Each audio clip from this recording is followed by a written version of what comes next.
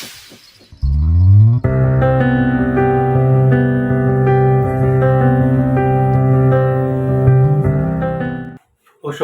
ప్రేమించు కాపరి ఉషా కిరణాలు ఉదయకాలపు వాక్య ధ్యానంకు మిమ్మల్ని ఆహ్వానిస్తున్నాం. ప్రార్థన.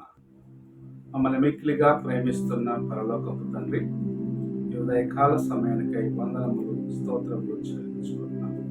ఉదయకాలమున దేవా, మీరు మాకు అనుగ్రహించిన ఈ మంచి దినము కొరకు స్తోత్రములు చెల్లించుకుంటున్నాం. తండ్రి, నాతోనూ మా ఒక్కొక్కరితోనూ నీ వాక్యము చేత మాట్లాడమని, వినగలిగిన చెవిని, గ్రహించుకోగలిగిన హృదయాన్ని మాకు అనుగ్రహించి నీ వాక్యంలో ఉన్న కార్యములు మాకు బయలుపరచమని యేసు పరిశుద్ధ నామమున అడిగి వేడుకుంటున్నాను పరమ తండ్రి. ఆమేన్.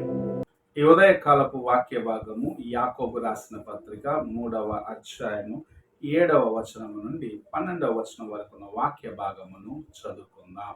మృగపక్షి సర్ప జలచరములలో ప్రతి జాతియు నరజాతి చేత సాధు కాజాలను సాధు ఆయను గాని ఏ నరుడును నాలుకను సాధు చేయనేరడు. అది మరణకరమైన విషముతో నిండినది, అది నిరర్గళమైన దుష్టత్వమే. దీనితో తండ్రి అయిన ప్రభువును స్తుతింతుము, దీనితోనే దేవుని పోలికగా పుట్టిన మనుషులను శపింతుము. ఒక్క నోటి నుండి ఆశీర్వచనమును శాపవచనమును బయలువెళ్ళును. నా సహోదరులారా, ఇలాగుండకూడదు. నీటి బుగ్గలో ఒక జల నుండియే తీయని నీరును చేదు నీరును ఊరున.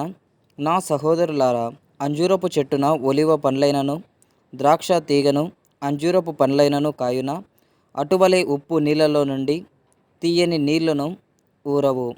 మనము చదివిన వాక్య భాగంలో ఒక వ్యక్తి యొక్క నాలుకను అదుపుకు తీసుకొని రాలేని వ్యక్తి యొక్క పరిస్థితి ఎలాగుంటుందో, అతని యొక్క జీవితము ఎలాగుంటుందో, అతని యొక్క మాటలు ఎలాంటివో అనేది చాలా వివరణగా చెప్పబడటం చూడగలరు. అనేకమైన ఉపమానములతోటి అనేకమైన కార్యములను ముందు పెడుతూ యాకోబు మన ముందు ఈ కార్యమును ఉంచడం చూడగలరు. మొదటి కార్యము చూసినట్లయితే, ఒక వ్యక్తి అడవిలో ఉన్న జంతువులనైనను పక్షులనైనను తన యొక్క అదుపులోకి తీసుకొచ్చి వాటిని అలవర్చుకోగలడు. అయితే మన యొక్క మాటలు ఎలాగున్నాయంటే, ఒక వ్యక్తిని ఆశీర్వదిస్తూ ఒక వ్యక్తిని శపించేవిగా ఉన్నాయి. అలాంటి మాటలు దేవుని బిడ్డలకు గుర్తు కాదు అని యాకోబు రాయటం చూడగలరు. ఈ ఉదయ కాలమున నీ మాటలు ఎలాగున్నాయి? నీవు ఇతరులకు ముందుగా నీ జీవితమును ఎలాగూ సాక్ష్యముగా ఉంచుకుంటున్నావు అనేది ప్రభు నిన్ను అడుగుచున్న ప్రశ్నగా ఉన్నది. ఒకే ఊటలో నుండి మంచినీరు, ఒకే ఊటలో నుండి చేదైన నీరు ఎలాగూ రాదో, అలాగనే ఒక వ్యక్తి యొక్క హృదయము నింపబడిన దాన్ని బట్టి తన యొక్క నోటి నుండి మాటలు వస్తాయి. బయటకు వేషధారణతోటి తను తాను ఎంత మంచివాడిగా చూపించుకోవాలనుకున్న తన యొక్క అంతరంగములో ఉన్న కార్యములు ఒక దినమున బయటపడతాయి. నీవు ఎలాంటి జీవితమును కలిగి ఉన్నావని ప్రభు ప్రశ్నిస్తూ ఉన్నాడు. నిజముగా నీవు పరీక్షించుకోవాల్సిన సమయం ఇది.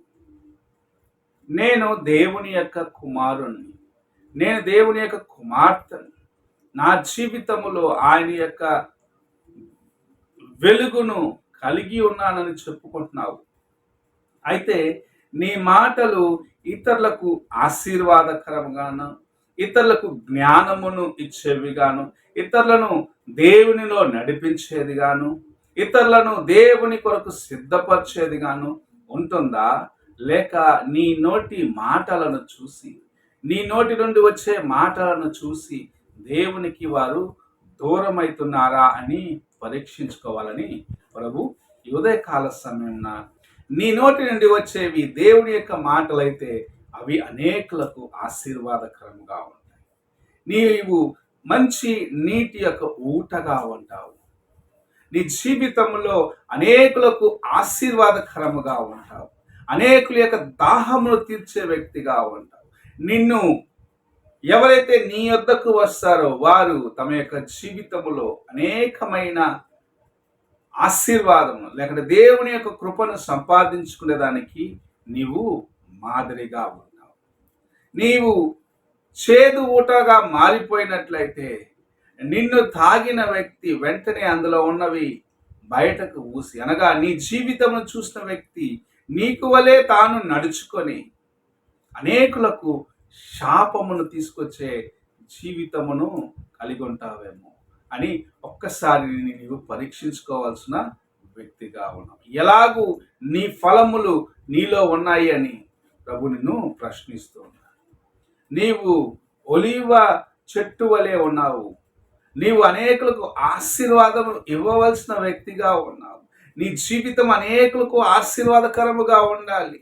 నీవు అనేకుల యొక్క జీవితాన్ని బాగుపరిచే వ్యక్తిగా ఉండాలని ప్రభు ఆశిస్తున్నాడు. ఇవన్నీ ఎప్పుడు సాధ్యమవుతాయంటే నీ నాలుకను నీవు నీ అదుపులో పెట్టుకున్నావు. నీ నాలుక నుండి బయలుదేరే మాటలు కత్తిపోటు మాటల వలె ఉండి ఎదుటివాని యొక్క హృదయాన్ని గాయపరిచినట్లయితే, అతడు నీ యొద్ద దేవుని యొక్క కృప కొరకు లేకుంటే దేవుని యొక్క మాటల కొరకు వచ్చినప్పుడు నీవు అతన్ని గాయపరిచినట్లయితే, నీవు అతన్ని దుఃఖపరిచినట్లయితే అతడు నీకు దూరమైపోతాడు. మృదువైన మాట కోపమును చల్లారుస్తుందంట. గాయపడిన వాడిని ఓదార్చేది మృదువైన మాట. అలాంటి మాటలు నీ నోటి నుండి రావాలని ప్రభు ఆశిస్తూ ఉన్నాడు. నీవైతే ఎలాగున్నావో ఒక్కసారి నీ హృదయాన్ని పరీక్షించుకోవాలి. నీ హృదయాన్ని పరీక్షించుకోవాల్సిన వ్యక్తిగా నీవు ఉన్నావని ప్రభు మాట్లాడచ్చు. నీ మాటలు ఎవ్వరికి ఎలాగూ ఆశీర్వాదకరముగా ఉన్నాయి, లేకుంటే నీ మాటల ద్వారా ఎలాగూ అనేకులు దేవుని యొక్క కృపను పోగొట్టుకుంటున్నారు అనేది ప్రభు ప్రశ్నిస్తున్న కార్యం. నీవు దేవుని కొరకు జీవిస్తున్నావా? నీవు దేవుని కార్యములను కలిగి ఉంటున్నావా? నీ హృదయములో దేవుని యొక్క వాక్యము చేత నింపబడిన వ్యక్తిగా ఉంటున్నావా అని పరీక్షించుకోవాలి. నీవు ఇతరులకు ముందు వేషధారణతో జీవించినట్లయితే ఒక దినమున నీవు దాని కొరకు దేవుని సన్నిధిలో జవాబు చెప్పవలసిన వ్యక్తిగా ఉంటావని దేవుని యొక్క వాక్యము జ్ఞాపకం చేస్తుంది. నీవు ఎలాంటి జీవితమును కలిగి ఉన్నావు? ఎలాంటి ఫలమును ఫలిస్తున్నావు? నీవు దేవుని కొరకు ఆశీర్వాదకరమైన కార్యములను నీ ద్వారాగా ఇతరులకు ఇస్తున్నావా, లేక శాపవచనమైన కార్యములను ఇతరులకు చూపిస్తున్నావా? నిన్ను చూసిన వారు, నీలో నుండి వచ్చిన కార్యములను చూసిన వారు తమ హృదయములో కలవరము చెందిన వారిగా దేవునికి దూరం అయిపోతున్నారా అని పరీక్షించుకునే సమయం ఇది. నీ నోటి నుండి వచ్చే మాటలు ఆశీర్వాదకరముగా ఉన్నాయా? నీ నోటి నుండి వచ్చే మాటలు శాపగ్రస్తముగా ఉన్నావా? నీ నోటి నుండి వచ్చే మాటలే నీ యొక్క హృదయమును, నీవు దేవునితో కలిగి ఉన్న సంబంధంను చూపిస్తున్నావని గ్రహించుకొని ఉదయకాల సమయమున ఆయనకు లోబడి, ఆయనకు ముందుగా నీ యొక్క హృదయాన్ని ప్రతిదినం పరీక్షించుకుంటూ నీ నోటి మాటలను అదుపులో ఉంచుకుంటూ దేవుని కొరకు జీవించాలని ప్రభు ఆశిస్తూ ఉన్నాడు. నువ్వు ఎలాగున్నావో ఒక్కసారి నీవు పరీక్షించుకో. ప్రార్థన చేసుకున్నావు.